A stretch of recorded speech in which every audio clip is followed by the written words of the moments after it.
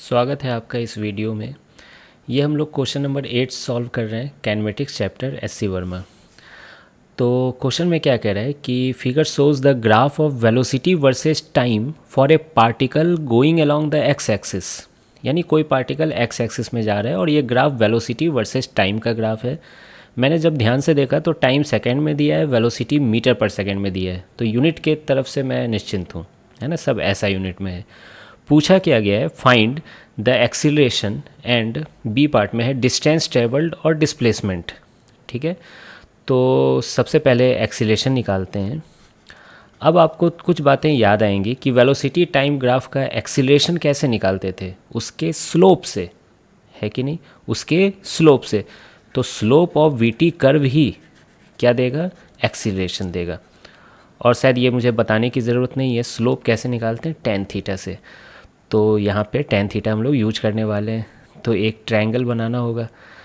तो क्या कर रहा हूँ मैं कि ये 10 सेकेंड से एक स्ट्रेट लाइन बना रहा हूँ यहाँ पर, और आप ध्यान से देखें तो ये 8 सेकेंड पर मैच कर रहा है ना। काश ये ग्राफ पेपर में बनाया हुआ होता तो ज़्यादा मज़ा आता, लेकिन कोई बात नहीं, थोड़ी मेहनत हमने भी कर ली। और फिर यहाँ से एक लाइन ऐसे ड्रॉ कर दिया मैंने।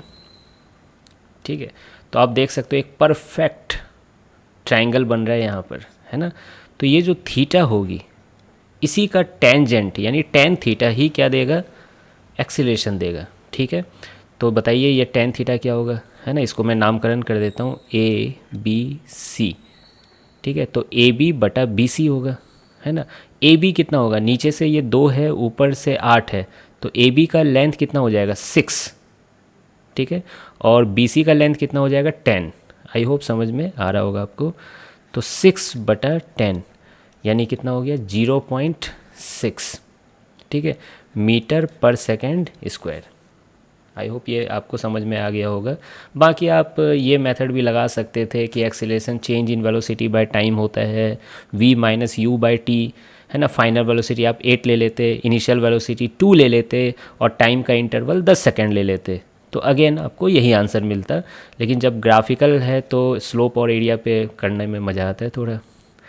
नेक्स्ट बी पार्ट में डिस्टेंस पूछा गया है, लेकिन मैं ऐसा कर रहा हूँ, पहले सी पार्ट निकाल रहा हूँ, डिस्प्लेसमेंट। क्योंकि आपको पता होगा वेलोसिटी टाइम ग्राफ का जो एरिया होता है वो डिस्प्लेसमेंट देता है, डिस्टेंस नहीं।